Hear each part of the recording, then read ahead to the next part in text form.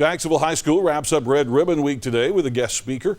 Josh Johnson graduated from Jacksonville High School in 2000 and went on to become a chief meteorologist in Montgomery.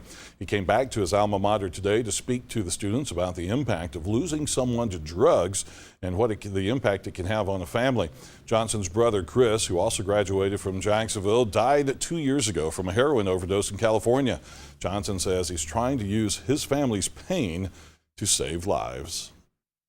What I'm trying to do is take his life story and his message and our family's struggle with drug addiction and tell a very open and honest story to young people in the hopes that they'll make better decisions about drugs and that they'll be empowered to make those decisions because people don't realize the scope of this problem.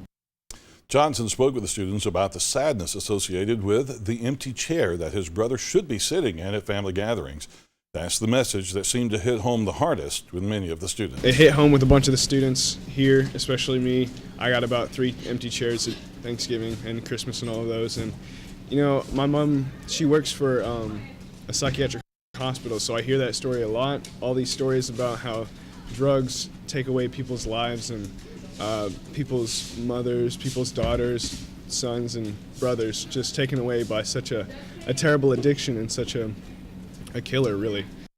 After Johnson wrapped up his speech, the students were surprised to hear from their own principal, Russ Waits. He talked about his personal experience of losing 2 brothers to addiction.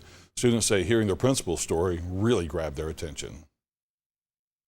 I personally did not know that he had this history, that his own family had drug issues, that he lost 2 of his own brothers, which that was very touching to hear about how he was willing to speak to us and really discuss, a big part of his life that impacted him just for our benefit.